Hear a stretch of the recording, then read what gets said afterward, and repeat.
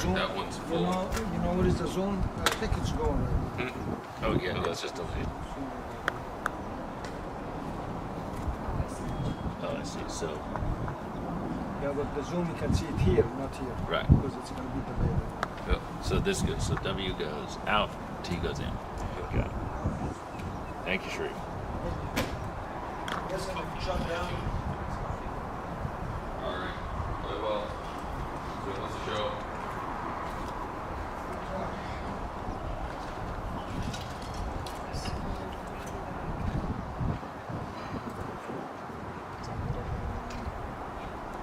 I would imagine it's not.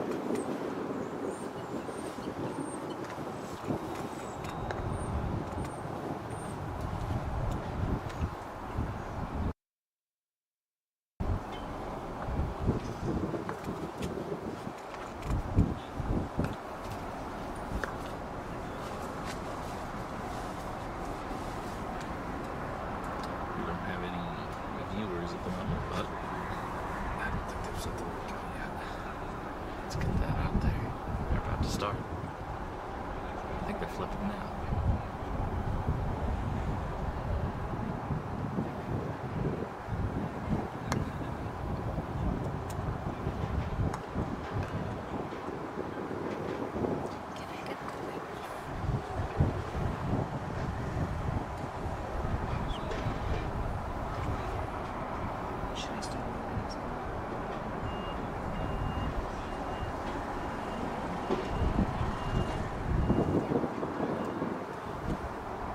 Alright everybody, welcome to the doubles final of the 2025 American GC National Championship. We have a very exciting match coming up between Matthew Essick and Edmund Fordyce on one side, and Sharif Abdelwahab and Tamer Hatata on the other. Coming in just now as Matthew plays in the first ball to hoop one, and it looks like he is in a runnable position. It's fairly angled. These hoops have not been the most difficult from these angled positions. However, they have firmed them up for this final. So we'll see how this ends up playing, but it's very jawsable if nothing else.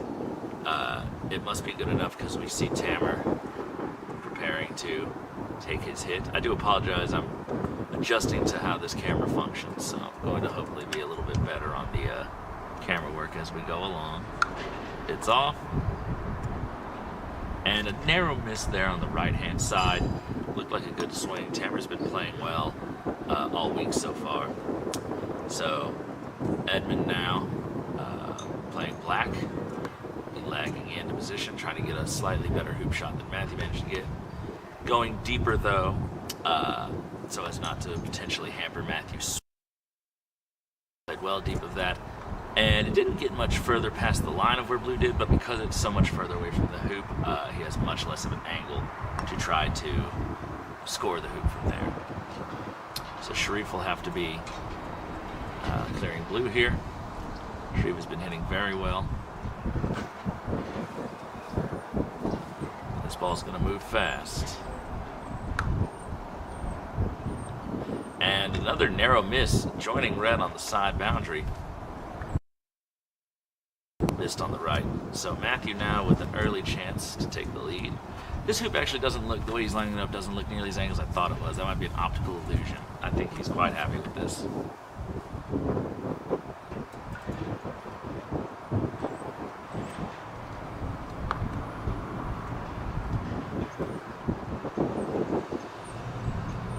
And runs it really well with control down to hoop 2.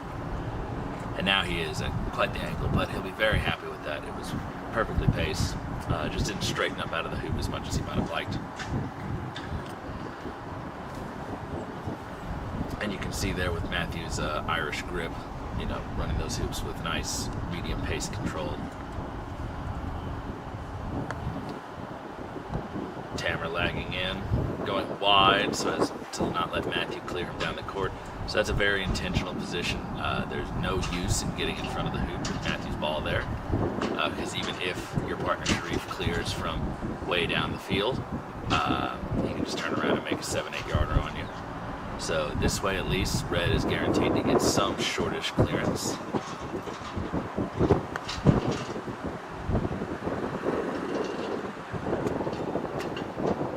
And unfortunately, Sharif going just a little bit past there, so.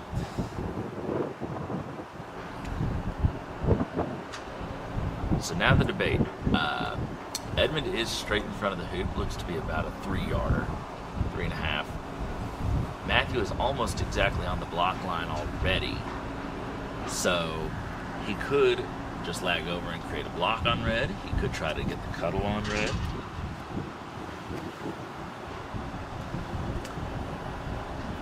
And it looks like he's just playing it closer to go for that block.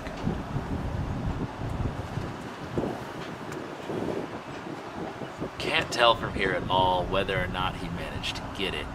For some reason, blue just looks a little bit southerly to me, but it does not look like Tammer is lining up to take it, so I think he's just laying in a block on the hoop as best he can. And it blocked blue, but it did not block black. So now we will be seeing Edmund's first hoop attempt here.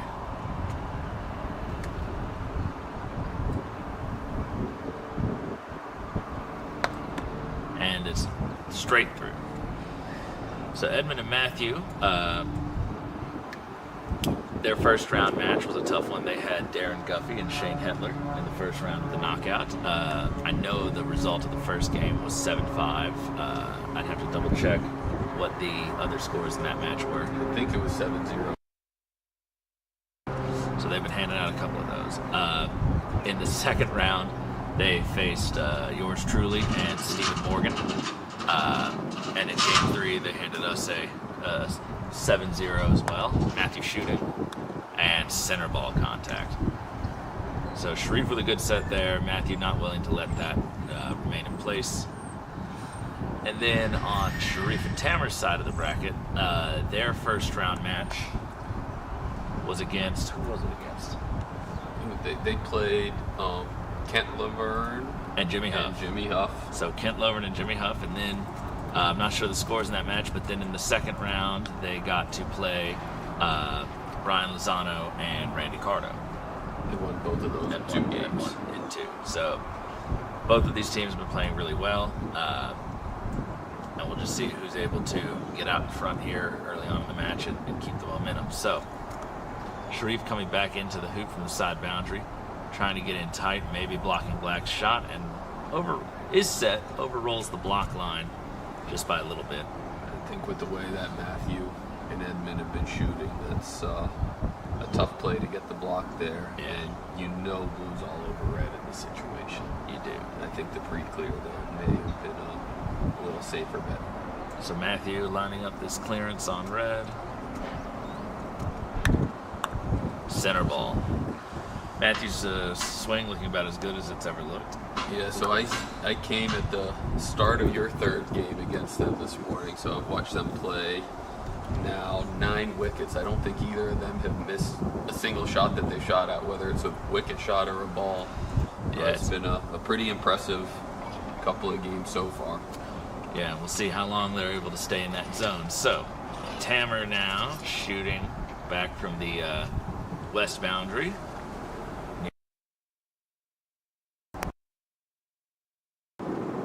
He'll be going for the black ball to save this hoop. It's off. And a narrow miss on the left-hand side. So, a couple of long swings already from Sharif and Tamer that they've been compelled to make. Haven't landed one yet, but they will start to come. Ooh. Oh, you chased him.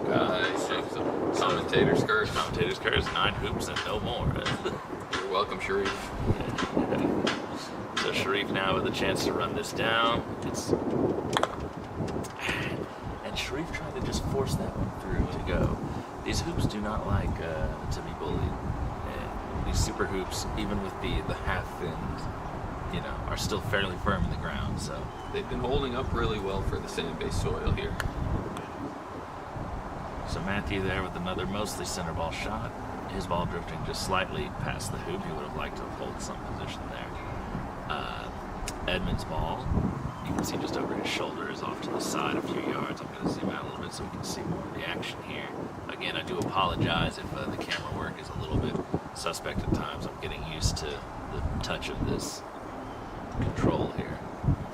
So it looks like he's gone for a block on red as well. Don't think has not gotten it.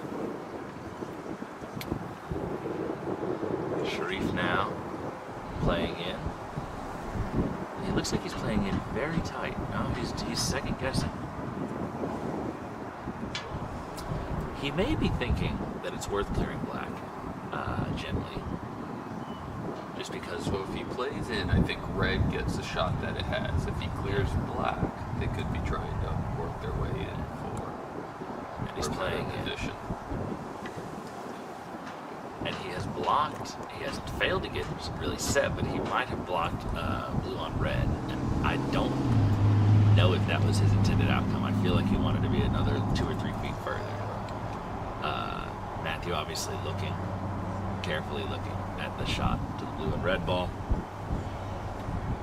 All right, so Tom, you played both of these teams, Sharif and Tamer and block, and Matthew and Edmund. And lost to them both. Lost to them both. Did you notice any differences in game styles and decision making? I definitely feel like Sharif and Tamer were attempting to get like perfect placement around the hoops a little bit more. They weren't looking to take on a lot of these like 5-yard or 6-yard attempts if they could help it. That's a good shot. So, now I don't know. Blue may have been blocking that shot there, but I would have expected if it was Matthew and Edmund that they're more likely to take on the hoop in that situation, especially if they're already 2 hoops up, versus Sharif and Tamer, who are much more likely to try to position themselves in a place where they can get control. So, slight difference there in just tactical style around the hoop, what you're willing to take on. Obviously, all 4 players willing and able to take on a 7-yarder, to take on any shot that they are given. But if they feel like they have a choice, into the hoop. So it got around it, and again, it's ended up in an angled position. By the way, I forgot to say at the beginning, but I'm joined here by Kyle Maloof, who me and Mr. Morgan had to play in our first round against him and his father, David, and we had a very good 3-game match, very tough. I wouldn't say very good. Yeah, Bad outcome. That's how I'd say about mine today. So Sharif going for draws. Ooh, and he gets it. All right. So, Sharif, squarely, oh my goodness, this camera at me, squarely in the middle of the hoop. Black in a very potential jump position, but off to the side. Matthew will be taking this on. These hoops, though, do not like to be jumped. They are some of the toughest hoops I've played on. They are a little bit tighter up at the top. You can almost see it there if you look at it closely, and they are firm. Yeah, like you see that. If we could do an instant replay, if someone wants to go back later when this is recorded and actually like look at that in slow motion, I don't think that hitting one stanchion over the other more than maybe a millimeter. On a quadway, you'd expect that shot to go. And so now, get one more baseline attempt here, unless he gets a really good cut on this. yeah, he's going for. It's a great lineup that you can see. He's going for his left half of the ball, and he was greedy. He was greedy. So in that situation with blue where it is, I think that you take less of a cut when you push the baseline. You both trust the fact that jumps in these hoops are not particularly forgiving, and that blue might be in its landing area. He'll have to overhit it. Now here comes the opportunity. This is tough. And that actually didn't even get enough height. That hit yellow. He's lucky that he did not hit the yellow ball through. So all of a sudden, the momentum that carried through from the semis seems to be dissipating. Now, not to say that one bad hoop is the make or break, but you don't want to give up hoop 3 because, as we know, Hoop 2 doesn't matter. hoop 2 doesn't matter, and hoop 3 matters a whole lot. And you've let them run it with control down to hoop 4. So we probably will be seeing a 2-2 score here in a minute. Matthew laying in a very good ball. It's not as close maybe to the hoop as he would have liked. A little closer to yellow, but it has blocked yellow's shot on the hoop. Red was hampered behind the hoop here to get down, so he had to play out wide. So we're probably going to see a stop shot clearance here from Sharif, trying to stay in position in front of the hoop. So that's a good another position. very That's good ball. dangerous. Yeah. If this blue ball can see red, I fully expect Matthew to take it on. Yeah, the only good thing about that is that he has left red fairly deep, so it will be a longer clearance attempt. Might go for the combo. He got it. Wow, that's a gutsy shot. It is. So, my goodness. Okay, so black has now been moved to the back boundary where you see it being marked, and blue is over in front of 5. Unfortunately, red is not in great set position, so the battle is not over yet, but Sharif now controls the short boundary. If red can set wired for black here, They're in great shape. Sharif will only have to make one 8-yard clearance or so to get good control of this hoop. And in the direction he's going, if he hits it really, really well, might even stay near 5.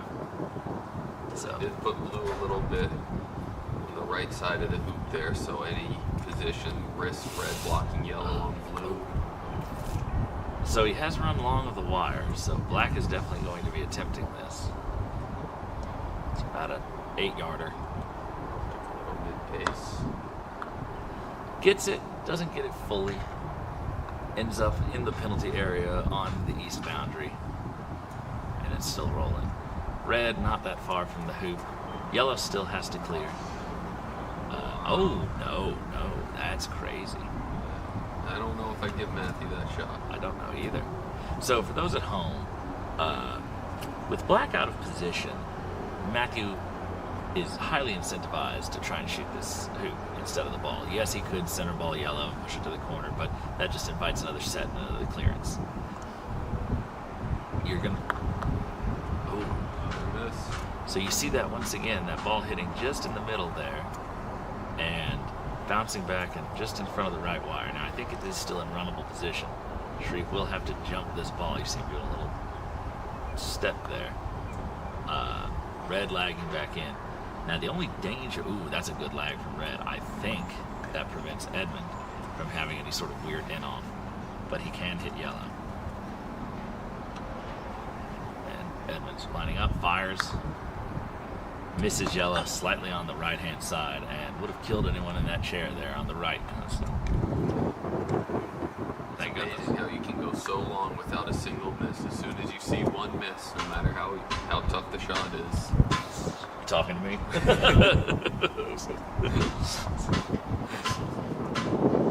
This is not straightforward. Oh, is he clearing this? Oh, okay. It must have been further off the wire than I thought. So he has cleared that ball to about not even a yard east of blue. And he can see red. Nice mid-pace clearance. And Matthew with a rare miss with his Irish. I will say, when we played Matthew, even the whole match, I don't think he missed one clearance with his Irish. He may have not hit them all in the middle, but I don't think he failed to land on a ball. So this wicket is a good example of the difference in game styles between these two, because I think that's that nice and smooth. That clearance from Sharif on blue was one that Matthew and Edmund take the jump shot every time. That's true. They ended up with a 2-foot shot. Yeah. 3-foot slightly angled hoop shot instead of a couple of longer, tougher attempts. So Matthew just moving Edmund's ball over to the west boundary penalty box, where he will have to play him to 5.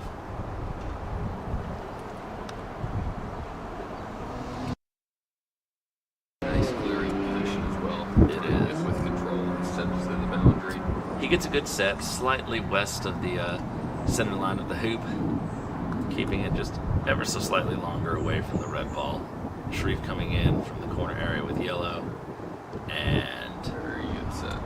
Yeah, a little close to black, but it is not obstructing red's vision. Red would have to hit a very bad shot to miss that and hit the yellow.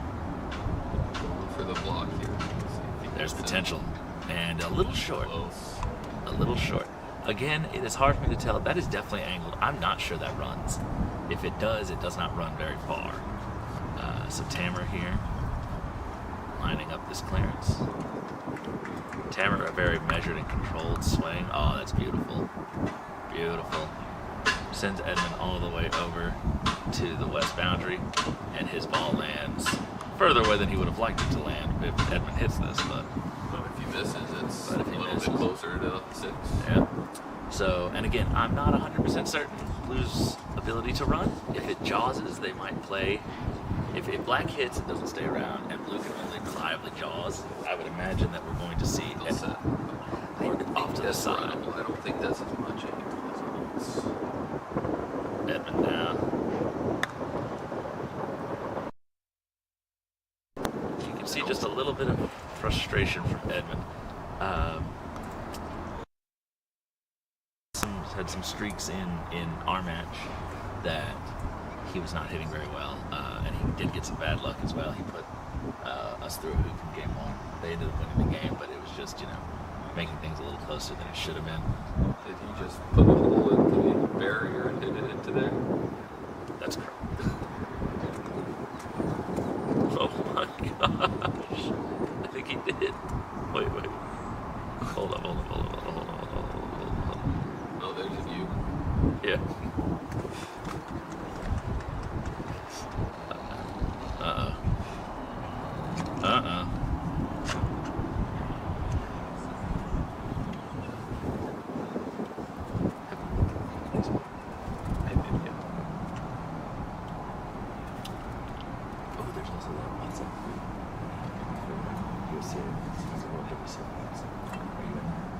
Yes, but I think that only admins can send messages. Okay, so sorry about that, y'all. They got that figured out. We were trying to get this live stream link out. So Sharif did run the hoop. Did not run it super far. He tried to force it down. Didn't work. These hoops are really good at sort of catching balls up and stopping their momentum, so they do not admit of hard strokes very well unless you hit them really precisely. So now, Tamer probably enjoying his position a bit more. He's only setting, so yellow must still be able to see blue. Yeah, and I think yellow can clearly see blue from the east side of the west side. No, yeah, east. Sorry, I'm backward on this court. From the east side of that peg. Edmund coming in and coming up well short of the mark. Runnable by the technical definition, but not comfortable. Big clearance here from Sharif. He's been hitting these really well this week. Hit it well. About as unlucky as he could get. Center balled his partner to the back boundary. Maybe to a wired position. Yeah. Now this will, I think yellow might be wired from black, which would actually be somewhat of a saving grace here, because blue is not wired. So, and again, Edmund's hoop shot not as desirable. And since we've already watched him bounce off with one fairly straightforward one, and miss a couple clearances, we'll be wondering if he's feeling up to attempting that one. So red lagging back in, going a little wide and deep, so if black does decide to turn around, is unlikely to hit perfectly enough to stay in position. Evan's not even looking at it. This is a hoop attempt. It's probably about 30 degrees, maybe a little more. And once again, just a firm rejection. Hit it mostly in the middle. And it came straight back at him, so you know that he didn't catch the near wire. But these hoops are playing really solid. We did go around and reset them right before this match and made sure they were a little bit tighter than they had been for the rest of the tournament. They weren't quite set to a 30-second. I think now between a 30-second and 64th. Wonder if that would have made a difference. Not really. Well, So, well, we were not even getting in front of hoops, so it would matter. All right, so from down deep, Matthew, long Solomon clearance. So the last couple of these he's done, really center ball. Not from this distance though. Missed the last Irish clearance.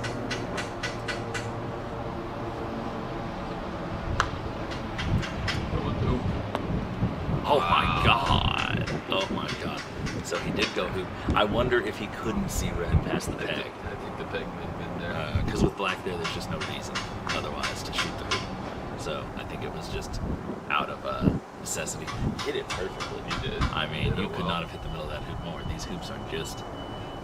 I found this week that these hoops respond to a certain pace better than others. Yep. There's certain paces that they like. And there's I certain feel paces like it's that they kind don't. of that Upper medium. upper mid pace, yeah. Yeah.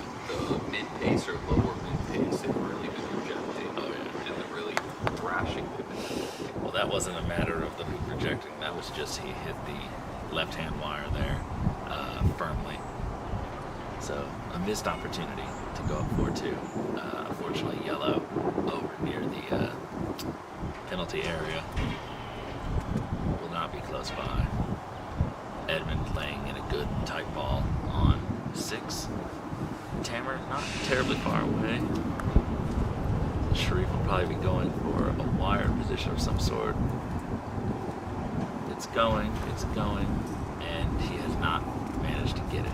Just barely, as you can see there. Blue can't see it. We'll be going for this controlled clearance.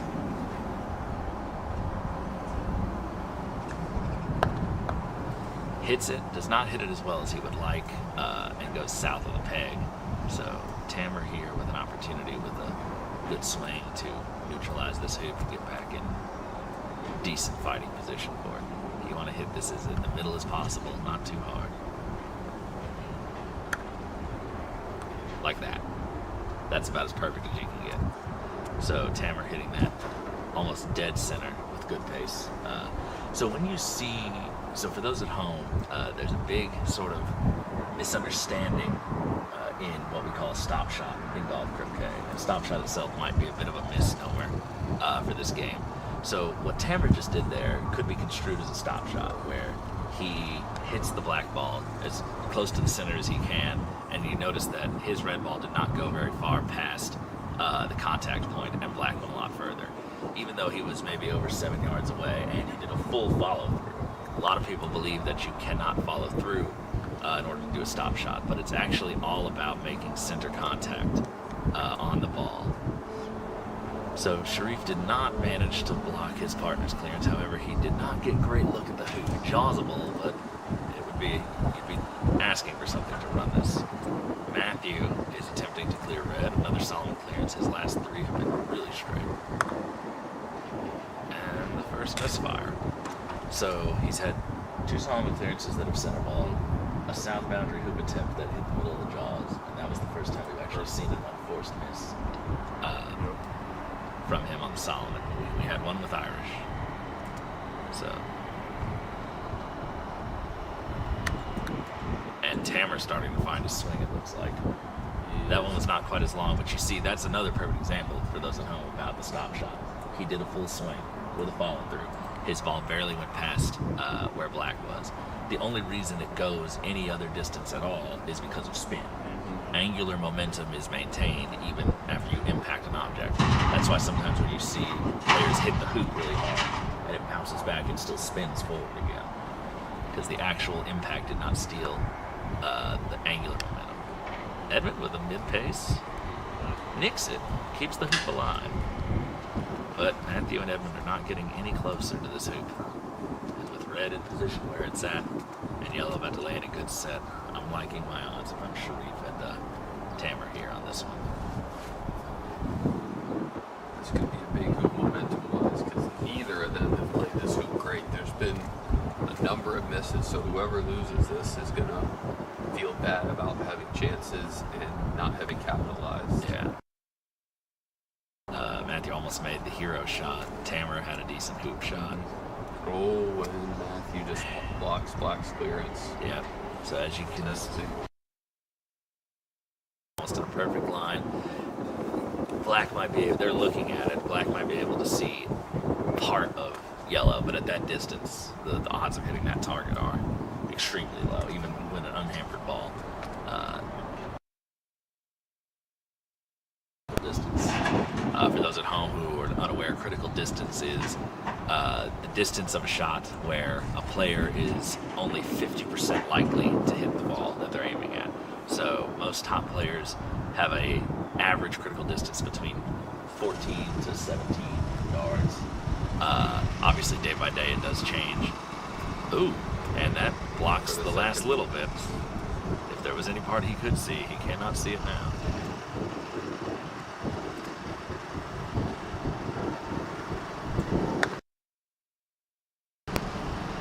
Tried to do what he could. He was probably going to try and hit red there into yellow. That's probably all he could see. Or maybe flick it, a lucky in off or something up to that effect. But that's about all he could do. There's no harm, no foul there.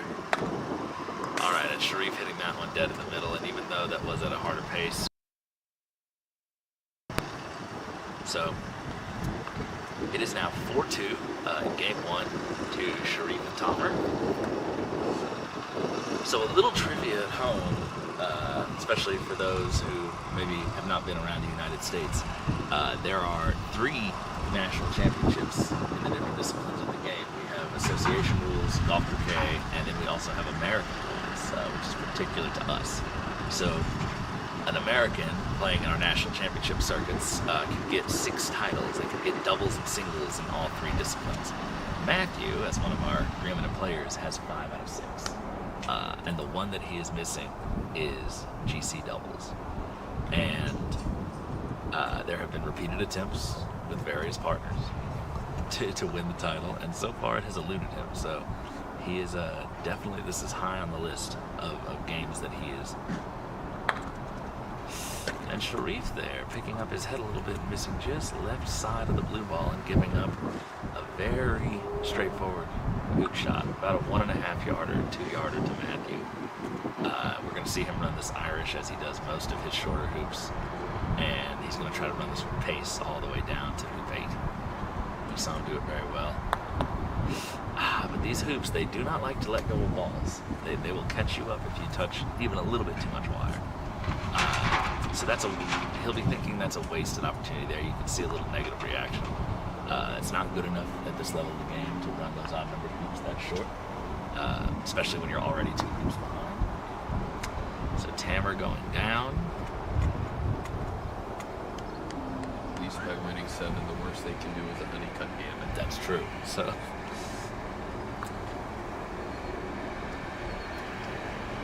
yes, so Matthew definitely will be playing hard for this. He's playing with Edmund here this week. Last year he played with Ben Rothman. The year before he played with his opponent Sharif, actually, and has made the finals in all 3 events. When he played the year before that, and the year before that with Jim Teal, I believe. You and your father beat him the year before. we beat him and Jim, and him and Ben. Yeah, so. And you beat him the other time. And I beat him in 23 with Blake Fields. So now he has to go through the 2 Egyptians, his ex-partner, to try and take the title for the 4th consecutive year in a row. So 4 finals appearances consecutively with 4 different partners. just a little shy, and that's a really good ball from Sharif, getting tight position there on the hoop. Matthew was just checking to see the viability of his Solomon backswing. His backswing is not straight, so even if it does not look like he needs to hit the hoop, it very well could veer into it. And he was going for hoop. I don't know if he was going for hoop or if he just may have had a big double. May have had a big double, but always tough to swing, even if the wicket's not in your way. Just knowing that it's there. A very big mental block. So Tamer is likely going to try to either he can shoot the hoop, which is perfectly fine. He did bounce off the last attempt from a slightly further distance. If he was worried about the presence of black, he could cut it to the corner and just hope for a miss. But at this level, you just got to run your hoop. And that's silk. Didn't hardly touch it. So the honeycut gambit is on. Would you like to explain to the folks at home, Kyle, what the honeycut gambit is? All right, so the honeycut gambit, named after Danny Honeycutt. Danny always used to say he would rather be 5-3 down in first to 9 than 4-4 in second to 9. The reason being, if you get good position at 9 and you can run it all the way down to 10, you control 9 and 10. And to 11, if all three balls set, you've got that first clearance opportunity, which is a much shorter clearance, very makeable. So you can gain momentum with 9 and 10. You can keep momentum with 11, and that runs into 12. So those are 4 of the most important wickets in the game. Regardless, even when you're down, you always feel like you have a good chance to come back and win. Now, whether the stats support it or not, we don't know. We don't know, but momentum plays such a big role in sports, and if you can set up well and stay set up there, meaning you don't get hit, you have a real good opportunity to get that momentum back and even take the lead. Thank you, Kyle, for that explanation. I am a personal big fan of the honeycut gambit, and even though we do not have hard and fast numbers to back any of it up, I do just feel like, from personal experience, that it does work a surprising percentage of the time. It's off, and just a narrow miss on the left-hand side. Now, Edmund's hoop shot is not a gimme, especially with the way these hoops are playing. It's probably about a 3-yarder, slightly angled, a little less than 3-yarder. And you see again, he hits that with good pace, but the hoop just catches everything, and that's definitely going to hamper his backswing. So this could be a problem for the gambit right here, if Sharif lays in a good yellow. Yeah, the gambit relies on running that hard. Yeah, you don't want to go 6-4 down unless you're doing the balding variant of the gambit, which is you go 5-3 down, you then at some point go 6 down, and then you went in the hook. So not the most ideal way to do it. The only problem with this is Matthew has a huge double. This is a great viewpoint on it too. Oh my goodness.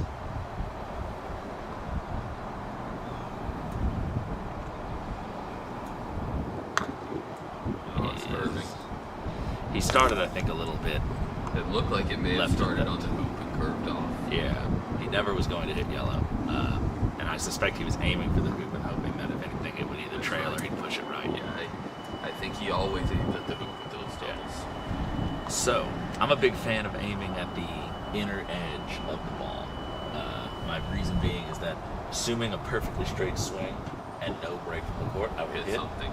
If it breaks a little left, I might make hoop. Breaks a little right, I hit the ball fuller. And if I happen to do anything in my swing one way or the other slightly, so it may be a little bit non-committal, but so Edmund now he's bringing Kyle's dad David out to do a little refereeing, a little ball marking. He's going to attempt to do a little pop shot on this hoop, on this ball. I mean, through the hoop, try to get it down there. Hopefully, potentially either nudging or hampering yellow, but there's not much hope in this position and distance. Pin says is 4-6 the balding squeeze. We could call it that. We have the balding, so we have the balding error, which is when you make a great clearance and then put your opponent through the hoop. I had one of those today, putting Edmund through the hoop at hoop 5 from south boundary behind 4. Ooh, that's a good hit. That's a really good attempt. Clean. If that curves like Matthews, it could get it if it gets there. Oh, my goodness. Okay. Takes it out of the running position, I think. It has pushed it to the wired position, and I think red may not be able to see all of black either, especially if yellow tries to just nudge it in front. Wow. Oh my God. That was the kind of luck that they were doing all day today. So Sharif has played. That may have rolled a little far onto the other wire. I think it's runnable. Looks like it's runnable, but it's definitely close. I don't like these hoops for this. They, like we said, they've been catching balls up really well. I do think red may be able to see a piece of black here. It needs to. So Matthew and yellow must be able to do something that they don't like. Because if yellow's in a completely unrunnable position, then you would just set up black, blue deep. Black will take a jumping position, and you're fine. Blue just needs to be somewhere nearby after it's cleared. So he is opting to. Ooh, he hit the back. You can't see past his head, but I could. It drifted in, and it ended up right there in about the worst spot it could. It also nudged yellow off the wire. It makes yellow's shot not possible. This is going to be tough for either of those balls to get out of that position. It nudged it off the wire a touch. It did. Yeah, but it's going to be blocking it from going through. Fair. The yellow ball's going to hang up when it hits blue. So let's see what Tamara's able to They do. may end up. Can everyone hear us okay, by the way? I assume you can, but just make sure that if we sound like we're faded or if we need to lean in closer to the camera, we don't want to talk super loud because we are above the second floor of the NCC and the window is open, so we're a little bit closer to the players than we might otherwise try to be. So Sharif must think yellow can get through because black can stop red and stay in jumping range here. Yeah, that's what I'm saying. I think blue nudged yellow back a bit. Yeah, I think, and it may not be as close to the hoop as it looks. Yeah. Black is going to clear yellow, so I don't know about it. Okay. With how hard these hoops are to jump, I don't mind this actually because even if blue just slips through, red's gonna have a tough time. But the problem is if you don't get all the way through. if you don't get through, you lose both. But Can he also flick off into red? He's not gonna like that at all. And you can see it. He's unhappy. So Edmund this week opting not to play in the singles. Told me that he's just feeling a little bit burned out. a little burn. And he wants to focus on AC to be fully prepared for the AC world. Gail says we can hear you, but there's a lot of wind noise. Yeah, unfortunately, I don't know if there's too much we can do about that. Because again, window has to be open, otherwise there'd be a lot of. I wonder, is there a screen on these windows? Try closing it. Yeah, so we just have to get the camera in a position where the problem is that these vertical bars, it's gonna block whole swaths of the court. Yeah. And we can't really move the camera because these cords, to even get the live stream on, it's hanging on by a thread at any given time if we touch a cord right now. So, I think it'll be fine right now. yeah, the wind may die. This is actually the windiest it's been. Okay, so Tamara here is going to be attempting the jump. They've got 2 chances for the jump, most likely because of where yellow is. These are very difficult. Let's see how centered on the hoop this is. Oh, beautiful. And that's a good pace to jump these at. You see it almost even sticks up in the hoop from there. So any harder, I think that rejects back out. Edmund coming back up the court and is short and wide. It trailed out a little bit longer, but it's not a good position. That's long. That is long. Oh my goodness. Streif's last couple were long too. Is that blocking black? I think it might. So Matthew coming in, staying a little bit back, trying to maybe block red on black.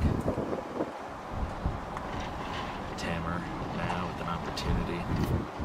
The horizontal motion on this camera is very good. The vertical one is quite stiff, so when I have to move the camera up and down, it gets a little...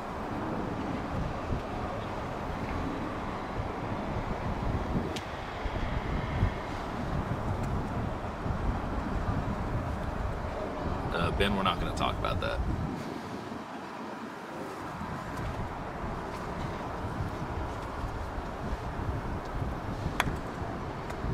And he does get the ball he was aiming for. Unfortunately, he has not gotten it very far away. So we're about to see a stop shot clearance incoming. Black's going to try to hold position off of this and push yellow all the way to the back line. Does it well. Hits it just a fraction left to center. Takes a decent 3.5 yard position. I think he's thinking hoop here. Up 6-4, it's not the worst idea. Two ball, two opponents in good position. You're going to have to make a lot of good shots if you go for a clearance. Oh, is he lagging at the hoop? For Jaws. That looked like what he was going for. He definitely wasn't trying to move blue. We got our resident scoreboard genius, Darren Guffey, over here. 4 and whatever that symbol is.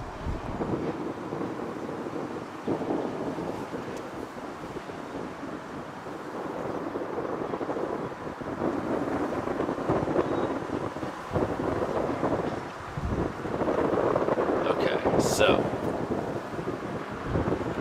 in the interest of gaining control, Matthew has not taken the open hoop shot. He has instead put it into much better running position where he can run it with some control, and Black is going to be responsible for clearing yellow down the court. Unless Tammer over here is able to do anything about it. And he does. Good shot. Yeah. Wow, that is really good. Pushes him exactly. And yeah, stays within 7 yards of the hoop. Tammer is one of the best players at center ball. Oh yeah, he has such a measured swing, such a smooth, controlled swing. Edmund coming back in, good position, but again, if yellow's able to hold in front of the hoop here, red is not that far away. Okay, and that's good. If that's the side of the ball you want, he may have tried to jam at that a little bit more than he should have. Blue is now exactly in the corner. Won't be clearing red. It will not be clearing red. I think the hoop might be in his way, even. So we're seeing Matthew line up a set, just coming back in. Pace of steep. Oh, it's short. It died at the last second. But he might have gotten the block. I think he might have gotten the... He might not be set, but he might have gotten the block anyway. Tammer's looking at it. If this was not even partially blocked, he'd be lining this up already. Something bad. Yeah, Matthew got lucky on that one because he definitely meant to be longer. So Tammer is now going to try to play tight in front of the hoop.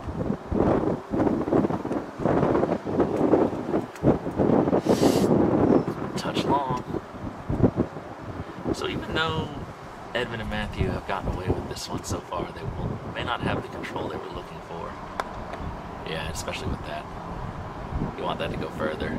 There's a good chance that a ball could get wired from you on the peg there.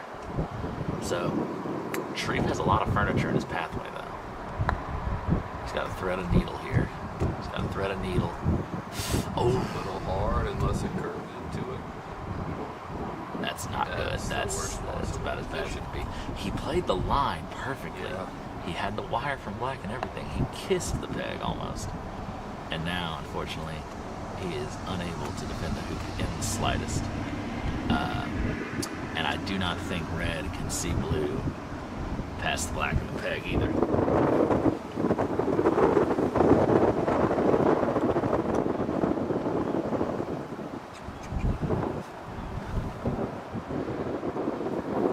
Tough thing in this situation with yellow also, he can't risk going through backwards because even if he doesn't get hung up in the hoop, if he only goes through 6 inches, he can't get up to the hook. Yeah. They do not want to give away that advantage.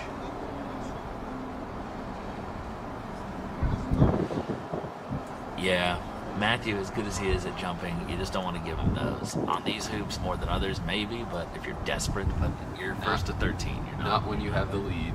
You're not desperate yet. So red and yellow still with an advantage here. You see David Malouf. Who is this?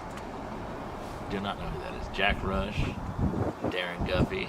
We have Sandy Newth. Everyone's in shadow. Can't recognize everybody. Was he going for a jump here? Oh. He was. He's over. And he Oh, what a gets it. shot! What a shot! That is a hoop saving shot right there. That was about all he could do. There was really nothing else. They're still in very rough position here since it's such an easy high from yellow. And the feeling wherever yellow goes, it will be pre-cleared by blue. Same situation, you go through backwards and black jumps, you're in trouble.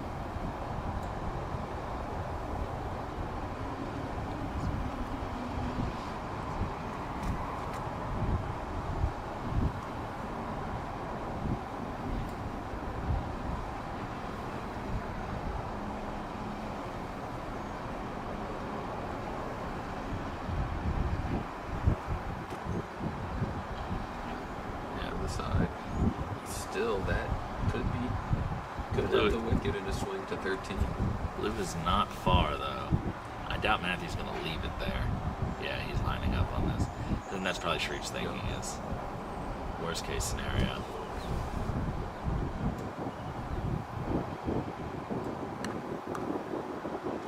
He might have been looking to take it a little further so that any too direct of a hit might knock yellow into black, but he came up a little short of it. Matthew hits very well, stays relevant to the hoop. And Tammer now, from about 11, 12 yards away, given the angle, to save hoop 12.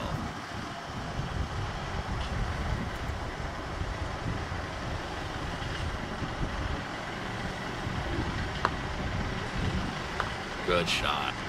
It's been good well. Once again. Into the jaws. Whew. Almost got lucky on that one. I did that to y'all, did So, Tammer has not stayed as maybe close as he would have liked, but given the circumstances, you're in a lot better position than you were before. Yeah, the only tough thing about that position is it does give blue the flick up to 13. It does. So, yellow from the west boundary, lagging in. Blue is still very close to the hoop, so try to get this tight to black to hamper up any clearance you might. Oh, or get it hidden behind black. Oh, that's amazing. I think he got it. Yeah. Matthew just, they're having a little powwow. You can see by the head shake.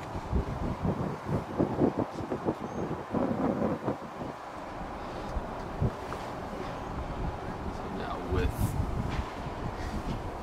as good as Matthew's been shooting, do you think or as good as Tammer's been shooting, do you think Matthew's going to try for the left side and flick up to 13, give him the shorter shot, or the right side to make it as long as possible? It's hard to say. I think at this distance, he'd be happy just to land on it.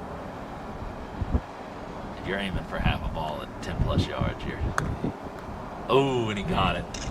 He got it. Oh my goodness. So that hit the wire, probably around, that hit the boundary, probably about like right there. Yeah. So that is about past level with hoop 13. So he's pushed Tammer just shy of the boundary on the east hand side. And Tammer now with a 14-yarder. And yellow once again in a position where his backswing is questionable. This could be the difference maker. Tammer's been so slow. He has. Always. If you look at how little body motion he has when he hits, keeps his head down. Nice straight follow through. Critical, especially with yellow. I think yellow and blue. I think yellow can get down. I don't know if yellow can get down with control. He might just have to sort of bunt it towards the back boundary a bit or go wide. This is kind of looking like our first game against them. They were up 6 in our game, but they played a really good hoop 13. We had maybe one hoop shot from 5.5 yards that we failed to make. But Looks like you can't slide by. I don't like blue.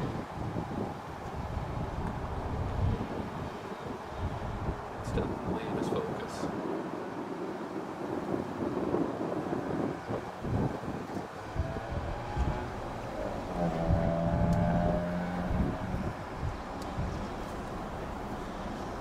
Making sure David gets the stretching in.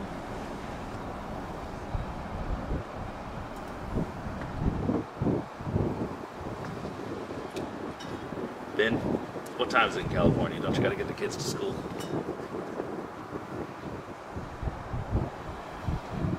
All right, so you can just, yeah, clean hit, good pace. Oh my goodness, this actually might be. That's an amazing shot. That's the old. It's a good thing Matthew flipped up to 13. It is a wonderful thing. So, need to hit this in the center. Half. Center or right half? Center or right half?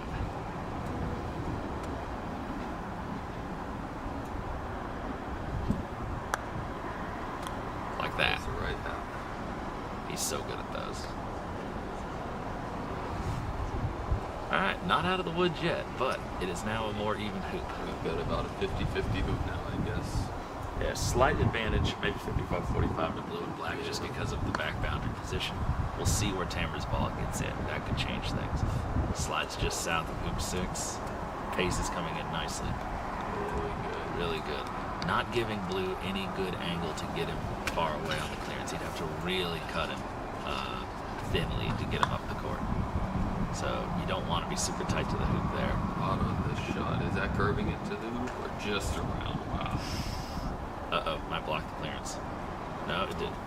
But it did put some furniture there. Now you hit right half of red. You snick black. It redirects you down court and it moves black away. Sharif with a wonderful set. Blocking yellow's hoop, but that doesn't really matter. Red could just turn and stop black. So you just want good position.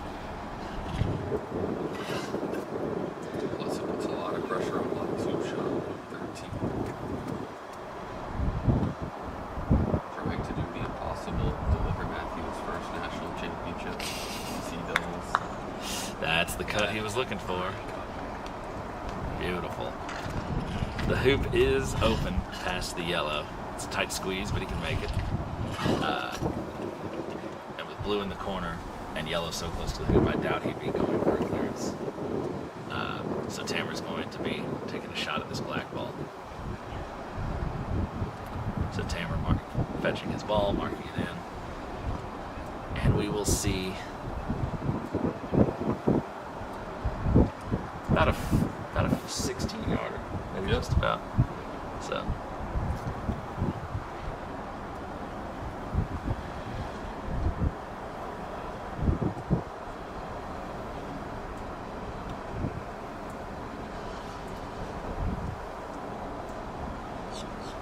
Big shot here. There's no real hope of moving him out in front of the hoop, but you at least make the hoop shot if he wants to take it a lot harder and make his clearance on yellow that much more difficult. That's a great hit. Oh my gosh, got the correct side of it too. So cuts him to a position where the hoop is now no longer the play. He's got to try to clear yellow. He's got to try to clear it well enough to stay relevant.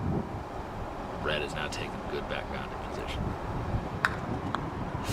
And that is just not good enough. Well, he stays around. He stays around. He stays at the boundary. But now, both blue and black occupying the side boundary positions. Red and yellow have now flipped the advantage of this hoop in their favor. Yellow coming back in, going a little deeper than I think he intended to, but it's fine. I think he wanted to take away black's. That's true. That's true. Black's a little bit more to the south.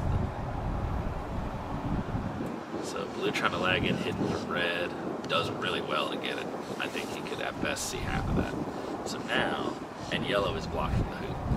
Do you think he's looking at a spot to promote yellow behind blue? It's so risky, but there's not much else to do, is there? you miss it, you still You are have set. right. You have both balls in position. You might even be hampering blue a little bit. The balls are all very. The balls will be. If you move yellow forward, blue is close. There's always a chance that misfire. Even if he hits to the right. I think the angle, and I think this is good because I think the angle that black is clearing from. Again, you have to make a massive cut, which Edmund's very capable of, but it's hard to aim at a half of the ball at this distance and hit it reliably. If you miss it, oh wow, never mind. Edmund is just that guy.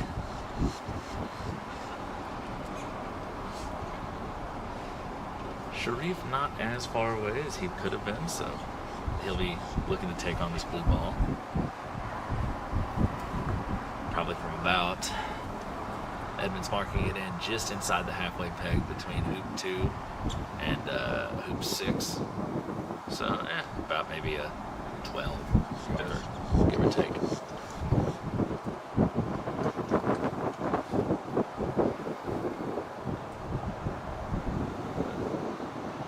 I hope everyone can still hear us over the wind. I know it's a little more blustery, as you can see from the trees out here, than it's been the last few days. At least it feels good. It's been so hot here in West Palm Beach.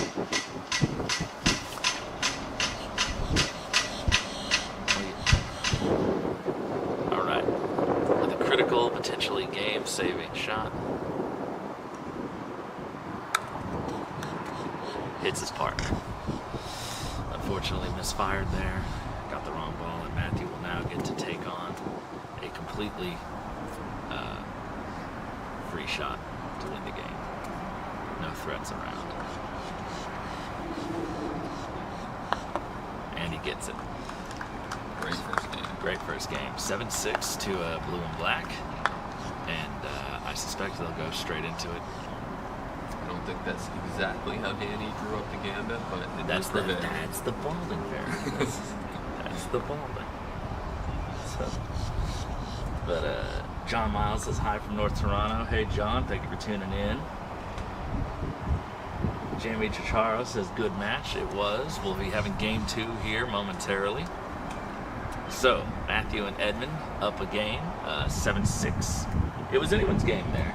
There was swings of momentum back and forth. Edmund and Matthew really came alive with some of those clearances in the last couple of hoops there. I mean, that hoop 13, not only did they hit everything they looked at, they hit on the correct sides. And from one hoop before, hoop 12, Matthew making that clearance on the left side to get up to 13.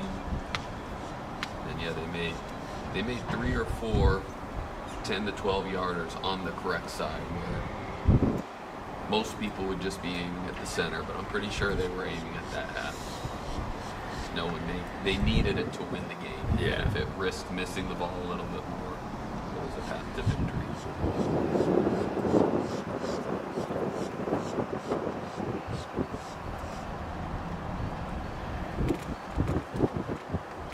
Matthew over here looks to be checking his grip on his mallet.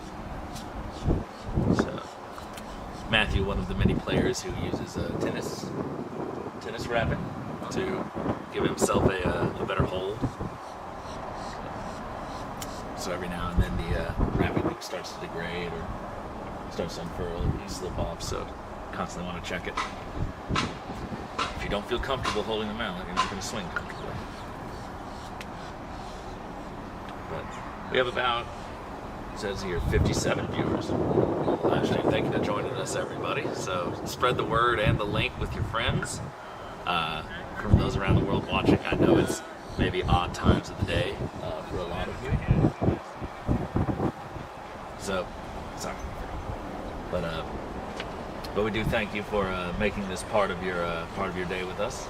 Madeline D'Ambrosio says, great watching. Yes, it is.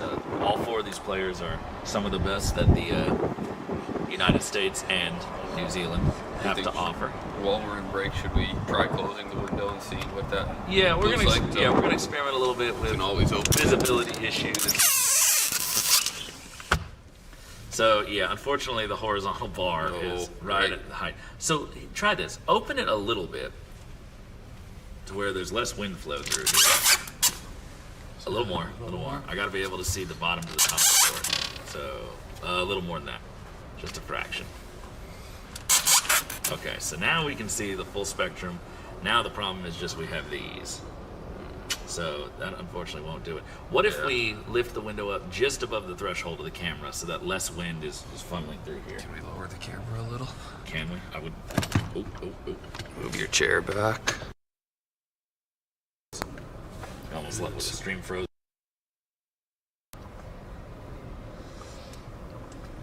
Alright, so then.